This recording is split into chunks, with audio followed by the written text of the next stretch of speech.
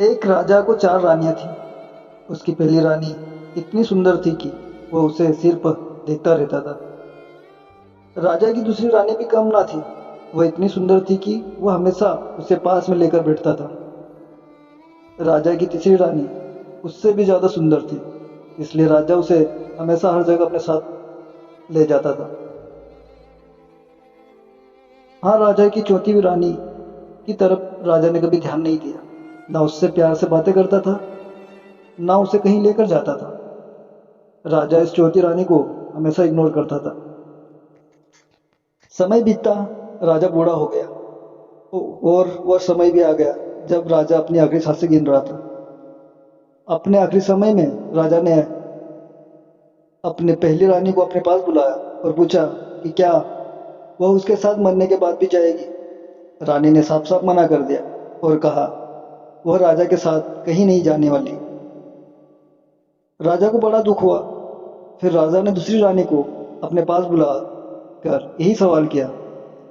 दूसरी रानी ने राजा से कहा कि वह शमशान तक उसके साथ जाएगी, उससे आगे नहीं। राजा को अपनी तीसरी रानी से बड़ी आस थी।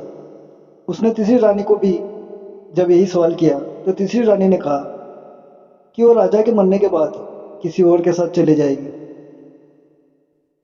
राजा अपनी तीनों रानियों का जवाब सुनकर बड़ा दुखी था और सोच रहा था कि जिनके पीछे उसने अपनी सारी जिंदगी लगा दी, वही उसका साथ देने के लिए तैयार नहीं है। तो चौथी रानी, जिसे उसने कभी महत्व नहीं दिया, वह क्या साथ देगी।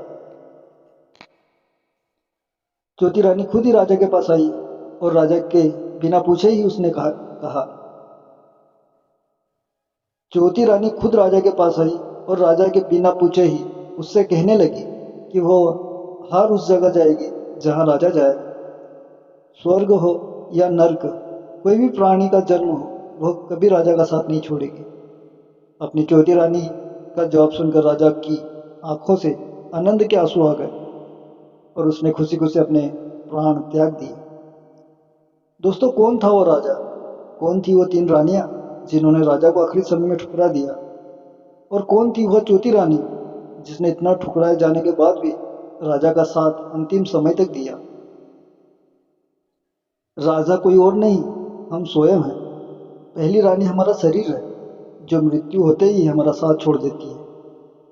दूसरी रानी हमारा परिवार, रिश्तेदार या समाज, जो शमशान भूमि तक साथ देता है। तीसरी रानी, जो मृत्यु के तुरंत बाद किसी और के साथ चली जाती है, वो हमारा धन, प्रॉपर्टी है। अब सोचिए, चौथी रानी कौन होगी जो हमेशा हमारे साथ जाएगी और जिसको हम कभी महत्व नहीं देते। वो रानी है सद्भावना और निस्वार्थ भाव से किए गए पुण्य कर्म।